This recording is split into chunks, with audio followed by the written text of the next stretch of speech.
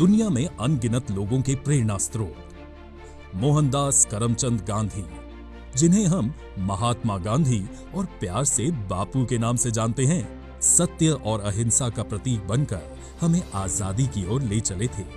गांधी जी के आदर्शों और सिद्धांतों का गहरा असर अंग्रेजों पर ऐसा पड़ा कि 200 साल की गुलामी के बाद 1947 में भारत आजाद हुआ।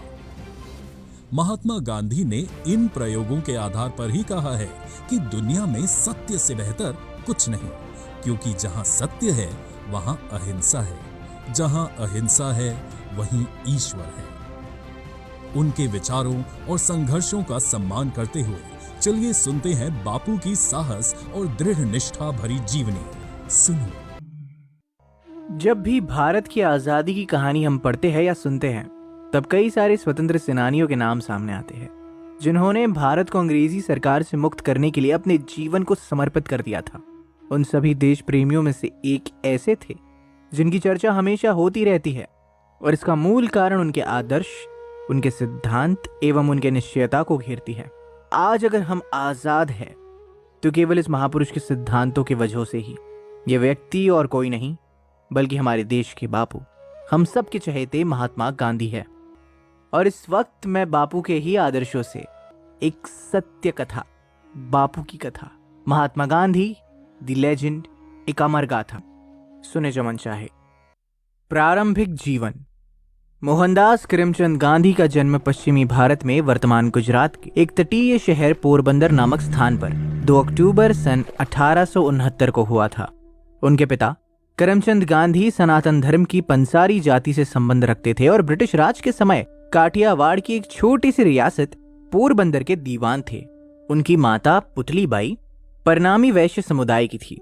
भक्ति करने वाली माता की देखरेख और उस क्षेत्र की जैन परंपराओं के कारण युवा मोहनदास पर वे प्रभाव प्रारंभ में ही पड़ गए थे, जिन्होंने आगे चलकर उनके जीवन में महत्वपूर्ण भूमिका निभाई।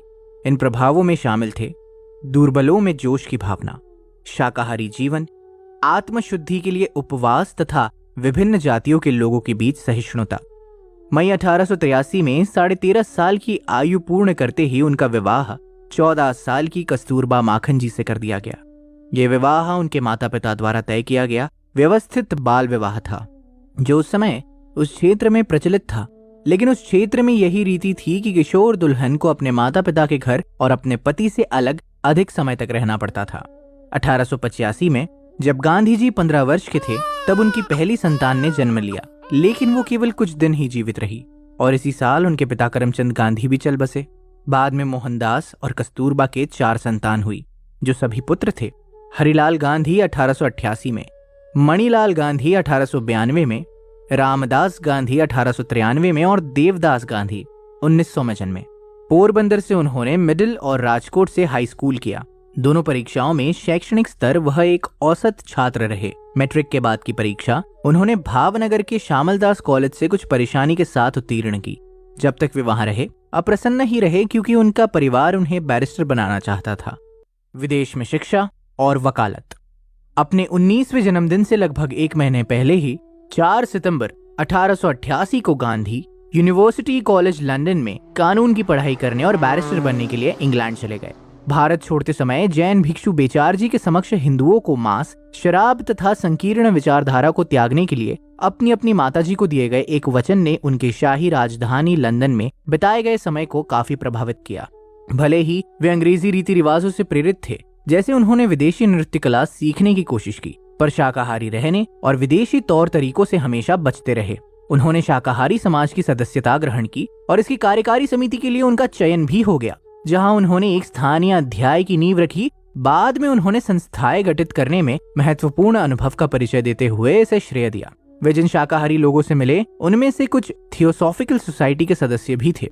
इस सोसाइटी की स्थापना 1835 में विश्व बंधुत्व को प्रबल करने के लिए की गई थी और इसे बौद्ध धर्म एवं सनातन धर्म के साहित्य के अध्ययन के लिए समर्पित किया गया था। उन लोगों ने खास तौर पर गांधी जी को श्रीमद् भगवत गीता पढ़ने के लिए प्रेरित किया। हिंदू, ईसाई, बौद्ध, इस्लाम और अन्य धर्मों के बारे में पढ़ने से पहले गांधी ने धर्म में विशेष रुचि नहीं दिखाई। इंग्लैंड और वेल्स बार एसोसिएशन में वापस बुलावे पर वे भारत लौटे, किंतु बंबई में वकालत करने में उन्हें कोई खास सफलता नहीं मिली। बाद में एक हाई स्कूल शिक्षक के रूप में अंशकालिक नौकरी का प्रार्थना पत्र अस्वीकार कर दिए जाने पर उन्होंने जरूरतमंदों के लिए मुकदमे की अर्जियां लिखने के लिए राजकोट को ही अपना स्थायी मुकाम बना लिया। परंतु एक अंग्रेज अधिकारी की मूर्खता के कारण उन्हें ये कारोबार भी छोड़ना पड़ा। ये वही कारण था जिस वजह से उन्होंने सन 1893 में एक भारतीय फर्म से निटाल दक्षिण अफ्रीका में, जो उन दिनों ब्रिटिश साम्राज्य का भाग होता था, 1 वर्ष के करार पर वकालत का कारोबार स्वीकार कर लिया। दक्षिण अफ्रीका का आंदोलन। दक्षिण अफ्रीका में उन्हें पहली बार भारतीय होने पर भेदभाव का सामना करना पड़ा। प्रथम श्रेणी की ट्रेन टिकट होने पर भी उन्हें तृतीय श्रेणी में जाने को कहा गया। न मानने पर उन्हें ट्रेन से फेंक दिया गया था। इतना ही नहीं, पायदान पर शेष यात्रा करते हुए एक यूरोपियन यात्री के अंदर आने पर चालक की मार भी झेलनी पड़ी। उन्होंने अपनी इस यात्रा में अन्य भी कई कठिनाइयों का सामना किया। अफ्रीका में कई होटलों को उनके लिए वर्जित कर दिया गया। इसी तरह ही बहुत सी घटनाओं में से एक ये भी थी जिसमें अदालत के न्यायाधीश ने उन्हें अपनी पगड़ी उतारने का आदेश दिया था, जिसे उन्होंने नहीं माना। इन सारी घटनाओं ने गांधी के मनोबल पर काफी प्रभाव डाला। इन सारी घटनाओं की वजह से ही गांधी विद्यमान सामाजिक अन्याय के प्रति जागरूक बने तथा सामाजिक सक्रियता की व्याख्या करने में मददगार सिद्ध हुए। दक्षिण अफ्रीका में भारतीयों पर हो रहे अन्याय को देखते हुए गांधी ने अंग्रेजी साम्राज्य के अंतर्गत अपने देशवासियों के सम्मान तथा देश में स्वयं अपनी स्थिति के लिए प्रश्न उठाए। 1906 में जुलू दक्षिण अफ्रीका में नए चुनाव करके लागू करने के बाद 2 अंग्रेज अधिकारियों को मार डाला गया। बदले में अंग्रेजों ने जुलू के खिलाफ युद्ध छेड़ दिया। गांधी जी ने भारतीयों को भर्ती करने के लिए ब्रिटिश अधिकारियों को सक्रिय रूप से प्रेरित किया। उनका तर्क था, अपनी नागरिकता के दावों को कानूनी जामा पहनाने के लिए भारतीयों को युद्ध प्रयासों में सहयोग देना चाहिए। तथापि अंग्रेजों ने अपनी सेना में भारतीयों को पद देने से इनकार कर दिया था। इसके बावजूद उन्होंने गांधी जी के इस प्रस्ताव को मान लिया कि भारतीय घायल अंग्रेज सैनिकों को उपचार के लिए स्ट्रेचर पर लाने के लिए स्वेच्छपूर्वक कार्य कर सकते हैं। इस काम की बागडोर गांधी ने थामी। गांधी की राय में 1906 का मसौदा अध्यादेश भारतीयों की स्थिति में किसी निवासी के नीचे वाले स्तर के समान लाने जैसा था। इसलिए उन्होंने सत्याग्रह की तर्ज पर काफिरों का उदाहरण देते हुए भारतीयों से अध्यादेश का विरोध करने का आग्रह किया। भारतीय स्वतंत्रता संग्राम के लिए संघर्ष। गांधी 1915 में दक्षिण अफ्रीका से भारत में रहने के लिए लौट आए। उन्होंने भारतीय राष्ट्रीय कांग्रेस यानी कि इंडियन नेशनल कांग्रेस के अधिवेशनों पर अपने विचार व्यक्त किए, लेकिन उनके विचार भारत के मुख्य मुद्दों, राजनीति तथा उस समय के कांग्रेस दल के प्रमुख भारतीय नेता गोपाल कृष्ण गोखले पर ही आधारित थे, जो एक सम्मानित नेता थे। चंपारण और खेड़ा। गांधी की पहली बड़ी उपलब्धि 1918 में चंपारण सत्याग्रह और खेड़ा सत्याग्रह में मिली। हालांकि अपने निर्वाह के लिए जरूरी खाद्य फसलों की बजाय नील, इंडिगो, नगद पैसा देने वाली खाद्य फसलों की खेती वाले आंदोलन भी महत्वपूर्ण रहे। जमींदारों, अधिकांश अंग्रेज की ताकत से दमन हुए भारतीयों को नाम मात्र भरपाई भत्ता दिया गया, जिससे वे अत्यधिक गरीबी से घिर गए। गांवों में बुरी तरह गंदा और अस्वास्थ्यकर और शराब, अस्पृश्यता और पर्दा से बांध दिया गया। अब एक विनाशकारी अकाल के कारण शाही कोष की भरपाई के लिए अंग्रेजों ने दमनकारी कर लगा दिए, जिनका बोझ दिन प्रतिदिन बढ़ता ही गया। यही हालात खेड़ा में भी बनी। इसके उत्तर में गांधी जी ने एक आश्रम बनाया, जहां उनके बहुत सारे समर्थकों और नए स्वैच्छिक कार्यकर्ताओं को संगठित किया गया।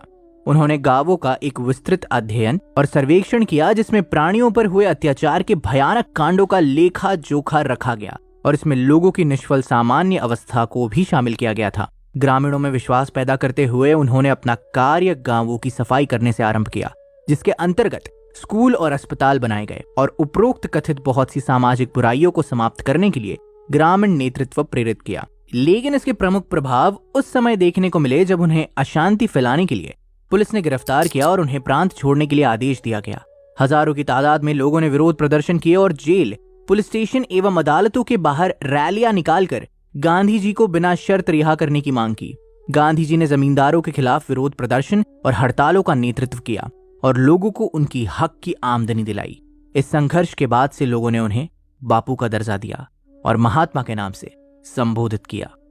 असहयोग आंदोलन, नॉन कोऑपरेशन मूवमेंट।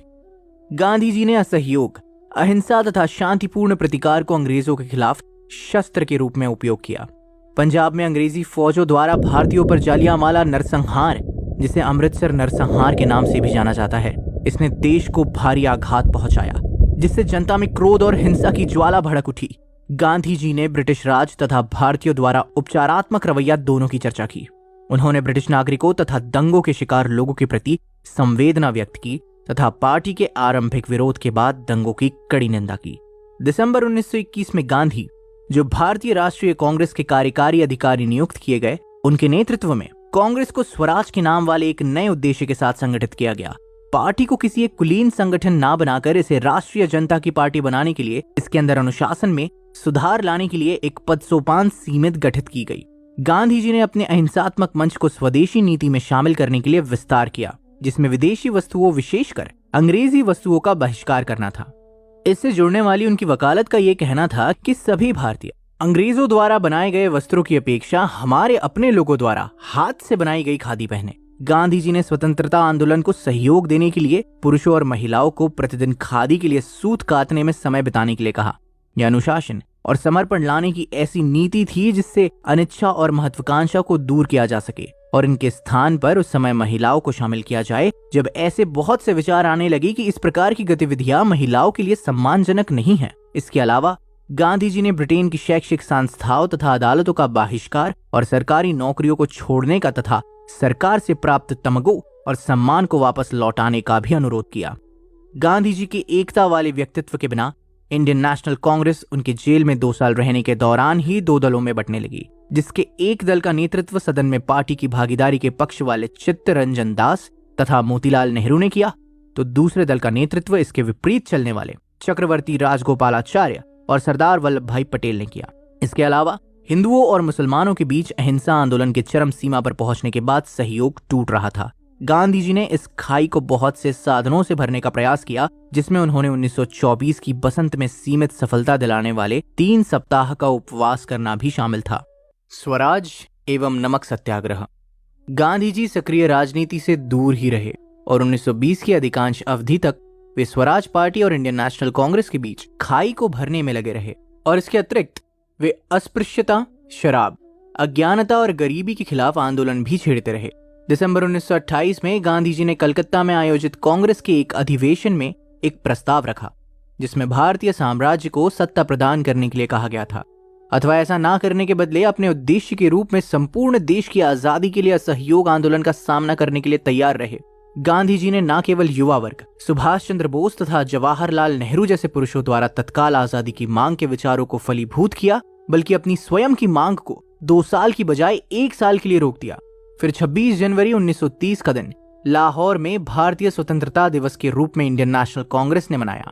यह दिन लगभग प्रत्येक भारतीय संगठनों द्वारा भी मनाया गया। इसके बाद गांधी जी ने मार्च 1930 में नमक पर कर लगाए जाने के विरोध में नया सत्याग्रह चलाया, जिसे 12 मार्च से 6 अप्रैल तक नमक आंदोलन के याद में 400 किलोमीटर यानी कि 248 मील तक का सफर अहमदाबाद से दांडी, गुजरात तक चलाया गया, ताकि स्वयं नमक उत्पन्न किया जा सके। समुद्र की ओर इस यात्रा में हजारों की संख्या में भारतीयों ने भाग लिया। भारत में अंग्रेजों की पकड़ को विचलित करने वाला ये एक सर्वाधिक सफल आंदोलन था, जिसमें अंग्रेजों ने 80,000 से ज्यादा अधिक लोगों को जेल भेजा। लॉर्ड एडवर्ड इरविन द्वारा प्रतिनिधित्व वाली सरकार ने गांधी जी के साथ विचार विमर्श करने का निर्णय लिया। ये इरविन गांधी की संधि मार्च 1931 में गांधी जी ने हस्ताक्षर किया था। सविनय अवज्ञा आंदोलन को बंद करने के लिए ब्रिटिश सरकार ने सभी राजनैतिक कैदियों को रिहा करने के लिए अपनी रजामंदी दे दी। इस समझौते के परिणाम स्वरूप गांधी को भारतीय राष्ट्रीय कांग्रेस के एकमात्र प्रतिनिधि के रूप में लंदन में आयोजित होने वाले गोलमेज सम्मेलन में भाग लेने के लिए आमंत्रित किया गया। यह सम्मेलन गांधी जी और राष्ट्रीयवादी लोगों के लिए घोर निराशाजनक रहा। इसका कारण सत्ता का हस्तांतरण करने की बजाय भारतीय कीमतों एवं भारतीय अल्पसंख्यकों पर केंद्रित होना था। इसके अलावा लॉर्ड इरविन के उत्तराधिकारी लॉर्ड वेलिंगटन ने राष्ट्रवादियों के आंदोलन को नियंत्रित एवं कुचलने का एक नया अभियान आरंभ कर दिया। गांधी फिर से गिरफ्तार कर लिए गए और सरकार ने उनके अनुयायियों को उनसे पूर्णतया दूर रखते हुए गांधी जी द्वारा प्रभावित होने से रोकने की कोशिश की, लेकिन यह युक्ति सफल नहीं रही। दलित आंदोलन और निश्चय दिवस। 1932 में दलित नेता और प्रकांड विद्वान डॉक्टर बाबा साहेब आम्बेडकर के चुनाव प्रचार के माध्यम से सरकार ने अछूतों को एक नए संविधान के अंतर्गत अलग निर्वाचन मंजूर कर दिया। इसके विरोध में गांधी जी ने सितंबर 1932 में 6 दिन का अनशन ले लिया, जिसने सरकार को सफलतापूर्वक दलित से राजनीतिक नेता बने पलवनकर बालू द्वारा की गई मध्यस्थता वाली एक समान व्यवस्था को अपनाने पर बल दिया। गांधी जी ने इन अछूतों को हरिजन का नाम दिया, जिन्हें वे भगवान की संतान मानते थे। 8 मई 1933 को गांधी जी ने हरिजन आंदोलन में मदद करने के लिए आत्मशुद्धिकरण का 21 दिन तक चलने वाला उपवास किया। भारतीय स्वतंत्रता संग्राम के दिनों में हिंदुस्तान की सामाजिक बुराइयों में छुआछूत एक प्रमुख बुराई थी, जिसके विरुद्ध महात्मा गांधी और उनके अनुयायी संघर्ष करते रहते थे। जब कांग्रेस पार्टी को चुनाव लड़ने के लिए चुना और संघीय योजना के अंतर्गत सत्ता स्वीकार की, तब गांधी जी ने पार्टी की सदस्यता से इस्तीफा देने का निर्णय ले लिया। वो पार्टी के इस कदम से सहमत नहीं थे, किंतु महसूस करते थे कि यदि वे इस्तीफा देते हैं तब भारतीयों के साथ उसकी लोकप्रियता पार्टी की सदस्यता को मजबूत करने में आसानी प्रदान करेगी, जो अब तक कम्युनिस्टों, समाजवादियों, व्यापार संघों, छात्रों, धार्मिक नेताओं से लेकर व्यापार संघों और विभिन्न आवाजों के बीच विद्यमान थी। इससे इन सभी को अपनी अपनी बातों के सुने जाने का अवसर प्राप्त होगा। गांधी जी राज के लिए किसी पार्टी का नेतृत्व करते हुए प्रचार द्वारा कोई ऐसा लक्ष्य सिद्ध नहीं करना चाहते थे जिसे राज के साथ अस्थायी तौर पर राजनैतिक व्यवस्था के रूप में स्वीकार कर लिया जाए। गांधी जी नेहरू प्रेसिडेंसी और कांग्रेस के लाहौर अधिवेशन के साथ ही 1936 में भारत लौट आए। हालांकि गांधी की पूर्ण इच्छा थी कि वे आजादी प्राप्त करने पर अपना संपूर्ण ध्यान केंद्रित करें, न कि भारत के भविष्य के बारे में सोचे। अगर आजादी मिलती है तो वही भविष्य की सबसे बड़ी सफलता कहलाती, यही उनका मानना था। उन्होंने कांग्रेस को समाजवाद को अपने उद्देश्य के रूप में अपनाने से नहीं रोका। 1938 में राष्ट्रपति पद के लिए चुने गए सुभाष बोस के साथ गांधी जी के मतभेद थे। बोस के साथ मतभेदों में गांधी के मुख्य बिंदु बोस की लोकतंत्र में प्रतिबद्धता की कमी तथा अहिंसा में विश्वास की कमी थी। बोस ने गांधी जी की आलोचना के बावजूद भी दूसरी बार जीत हासिल की, किंतु कांग्रेस को उस समय छोड़ दिया जब सभी भारतीय नेताओं ने गांधी जी द्वारा लागू किए गए सभी सिद्धांतों का परित्याग कर दिया गया। द्वितीय विश्व युद्ध, वर्ल्ड वॉर II और भारत छोड़ो अभियान, क्विट इंडिया मूवमेंट। द्वितीय विश्व युद्ध 1939 में शुरू हुई। आरंभ में गांधी जी ने अंग्रेजों के प्रयासों को अहिंसात्मक नैतिक सहयोग देने का पक्ष लिया, किंतु दूसरे कांग्रेस के नेताओं ने युद्ध में जनता के प्रतिनिधियों के परामर्श लिए बिना इसमें एक तरफा शामिल किए जाने का विरोध किया। कांग्रेस के सभी चयनित सदस्यों ने सामूहिक तौर पर अपने पद से इस्तीफा दे दिया। लंबी चर्चा के बाद गांधी ने घोषणा की कि जब स्वयं भारत को आजादी से इनकार किया गया हो, तब लोकतांत्रिक आजादी के लिए बाहर से लड़ने पर भारत किसी भी युद्ध के लिए पार्टी नहीं बनेगी। जैसे जैसे युद्ध बढ़ता गया, गांधी जी ने आजादी के लिए अपनी मांग को अंग्रेजों को भारत छोड़ो आंदोलन नामक विधेयक देकर तीव्र कर दिया। ये गांधी तथा कांग्रेस पार्टी का सर्वाधिक स्पष्ट विद्रोह था, जो भारतीय सीमा से अंग्रेजों को खदेड़ने पर लक्षित था।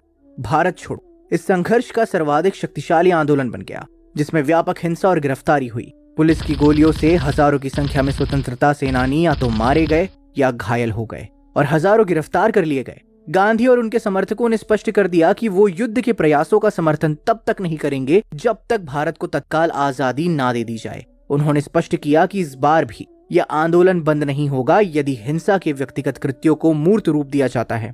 उन्होंने कहा कि उनके चारों ओर अराजकता का आदेश असली अराजकता से भी बुरा है।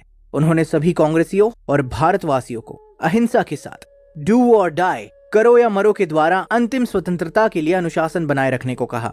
गांधी जी और कांग्रेस कार्यकारिणी समिति के सभी सदस्यों को अंग्रेजों द्वारा मुंबई में 9 अगस्त 1942 को गिरफ्तार कर लिया गया। गांधी जी को पुणे के आगा खां महल में 2 साल तक बंदी बनाकर रखा गया। यही वो समय था जब गांधी जी को उनके निजी जीवन में 2 गहरे आघात लगे। उनका 50 साल पुराना सचिव महादेव देसाई 6 दिन बाद ही दिल का दौरा पड़ने से मर गए और गांधी जी के 18 महीने जेल में रहने के बाद 22 फरवरी 1944 को उनकी पत्नी कस्तूरबा गांधी का देहांत हो गया। इसके 6 सप्ताह बाद गांधी जी को भी मलेरिया का भयंकर शिकार होना पड़ा। उनके खराब स्वास्थ्य और जरूरी उपचार के कारण 6 मई 1944 को युद्ध की समाप्ति से पूर्व ही उन्हें रिहा कर दिया गया। राज उन्हें जेल में दम तोड़ते हुए नहीं देखना चाहते थे, जिससे देश का क्रोध बढ़ जाए। हालांकि भारत छोड़ो आंदोलन को अपने उद्देश्य में आंशिक सफलता ही मिली, लेकिन आंदोलन के निष्ठुर दबाव ने 1943 के अंत तक भारत को संगठित कर दिया। युद्ध के अंत में ब्रिटिश ने स्पष्ट संकेत दे दिया था कि सत्ता का हस्तांतरण कर उसे भारतीयों के हाथ में सौंप दिया जाएगा। इस समय गांधी जी ने आंदोलन को बंद कर दिया, जिससे कांग्रेसी नेताओं सहित लगभग 1 लाख राजनैतिक बंदियों को रिहा कर दिया गया। स्वतंत्रता और भारत का विभाजन। गांधी जी ने 1946 में कांग्रेस को ब्रिटिश कैबिनेट मिशन के प्रस्ताव को ठुकराने का परामर्श दिया, क्योंकि उसे मुस्लिम बहुमत वाले प्रांतों के लिए प्रस्तावित समूहीकरण के प्रति उनका गहन संदेह होना था। इसलिए गांधी जी ने प्रकरण को एक विभाजन के पूर्वाभ्यास के रूप में देखा। हालांकि कुछ समय से गांधी जी के साथ कांग्रेस द्वारा मतभेदों वाली घटना में से ये भी एक घटना बनी। हालांकि उसके नेतृत्व के कारण नहीं, चूंकि नेहरू और पटेल जानते थे कि यदि कांग्रेस इस योजना का अनुमोदन नहीं करती है तब सरकार का नियंत्रण मुस्लिम लीग के पास चला जाएगा। 1948 के बीच लगभग 5000 से भी अधिक लोगों को हिंसा के दौरान मौत के घाट उतार दिया गया। गांधी जी किसी भी ऐसी योजना के खिलाफ थे जो भारत को दो अलग अलग देशों में विभाजित करते। व्यापक स्तर पर फैलने वाले हिंदू मुस्लिम लड़ाई को रोकने के लिए ही कांग्रेस नेताओं ने बंटवारे की इस योजना को अपनी मंजूरी दे दी थी।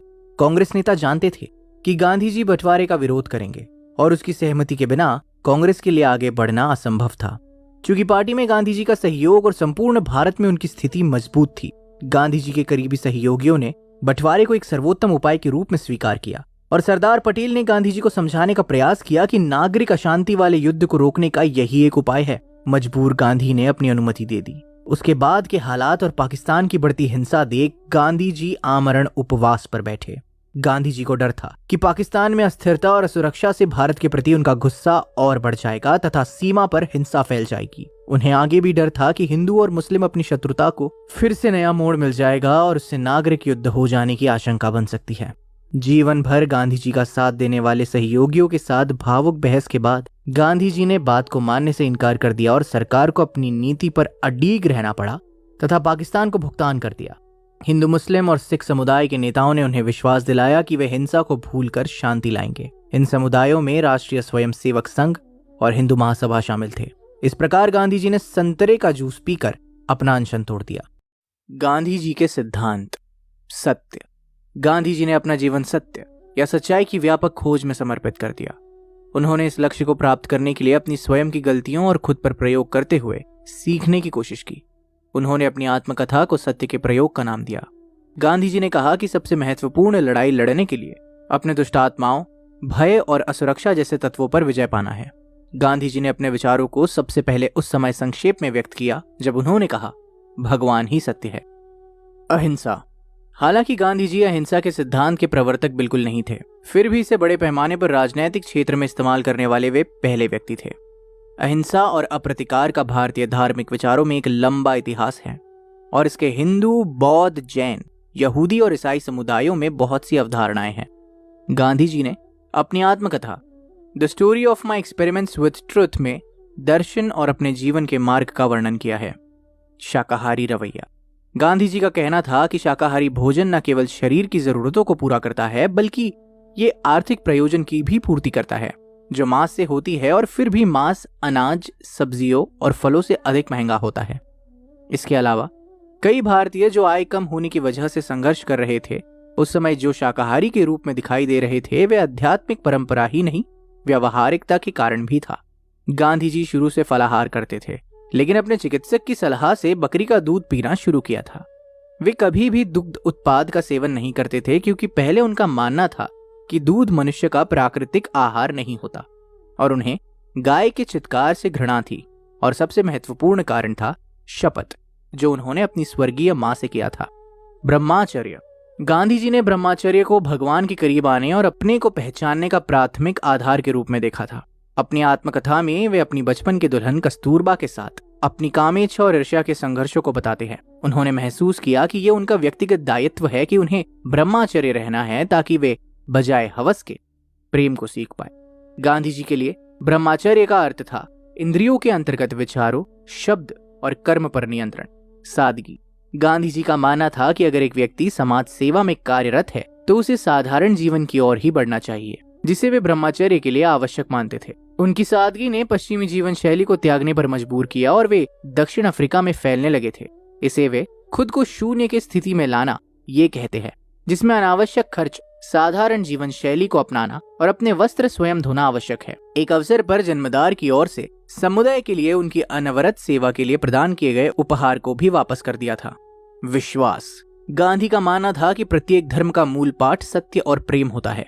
उनका कहना है कि कुरान, बाइबल, जैन अवेस्ता, तालमुड अथवा गीता किसी भी माध्यम से देखिए, हम सब का ईश्वर एक ही है और वो सत्य तथा प्रेम स्वरूप है। ढोंग, कुप्रथा आदि पर भी उन्होंने सभी धर्मों के सिद्धांतों के प्रति सवाल या रुख इख्तियार किया। वे एक अथक समाज सुधारक थे और सादगी पे ही अपना विश्वास टिकाए रखते थे। लेखन कार्य एवं प्रकाशन। लिखने की प्रवृत्ति गांधी जी में आरंभ से ही थी। अपने संपूर्ण जीवन में उन्होंने वाचिक की अपेक्षा कहीं अधिक लिखा है। चाहे वो टिप्पणियों के रूप में हो या पत्रों के रूप में। कई पुस्तकें लिखने के अतिरिक्त उन्होंने कई पत्रिकाएं भी निकाली और उनमें प्रभुत लेखन किया। उनके महत्वपूर्ण लेखन कार्य को निम्न बिंदुओं के अंतर्गत देखा जा सकता है। पत्रिकाएं। गांधी जी एक सफल लेखक थे। कई दशकों तक वे अनेक पत्रों का संपादन कर चुके थे, जिसमें हरिजन, इंडियन ओपिनियन, यंग इंडिया आदि सम्मिलित है। जब वे भारत में वापस आए तब उन्होंने नवजीवन नामक मासिक पत्रिका निकाली। बाद में नवजीवन का प्रकाशन हिंदी में भी हुआ। प्रमुख प्रकाशित पुस्तकें। गांधी जी द्वारा मौलिक रूप से लिखित पुस्तकें 4 है। हिंद स्वराज, दक्षिण अफ्रीका के सत्याग्रह का इतिहास, सत्य के प्रयोग, आत्मकथा तथा गीता पदार्थ कोश सहित संपूर्ण गीता की टीका। गांधी जी आमतौर पर गुजराती में लिखते थे, परंतु अपनी किताबों का हिंदी और अंग्रेजी में भी अनुवाद करते या करवाते थे। इनके अतिरिक्त गांधी जी के समग्र साहित्य से चुनिंदा अंशों के संचयन तथा विभिन्न विषयों पर केंद्रित छोटी छोटी पुस्तिकाओं का भी विभिन्न नामों से प्रकाशन होते रहा है। इनमें 2 संचयन अति प्रसिद्ध तथा अति उपयोगी रहे हैं और इन दोनों का प्रकाशन भी गांधी जी के जीवन काल में ही अंग्रेजी में 1945 एवं 1947 में हो गया था, जिसमें पहला है महात्मा गांधी के विचार तथा दूसरा मेरे सपनों का भारत। गांधी पर पुस्तकें। गांधी भारत के स्वतंत्रता संग्राम में एक बहुमूल्य किरदार थे, इसलिए उनकी चर्चा एवं उनके विचारों ने हमेशा से लोगों को उत्साहित किया और इसीलिए कई लेखकों ने उनके सिद्धांत एवं उनके जीवनी पर कई सारी किताबें लिखी। उनमें से कुछ खास है महात्मा D.G. तेंदुलकर द्वारा, महात्मा गांधी द्वारा प्यारेलाल और सुशीला नायर, और तीसरी देवत्व के मुखौटे के पीछे गांधी। अनुयायी और प्रभाव। महत्वपूर्ण नेता और राजनीतिक गतिविधियां गांधी से प्रभावित थी। अमेरिका के नागरिक अधिकार आंदोलन के नेताओं में मार्टिन लूथर किंग जूनियर और जेम्स लावसन गांधी के लेखन, जो उन्हीं के सिद्धांत अहिंसा को विकसित करती है, से काफी आकर्षित हुए। विरोधी रंग भेद कार्यकर्ता और दक्षिण अफ्रीका के पूर्व राष्ट्रपति नेल्सन मंडेला गांधी जी से प्रेरित थे।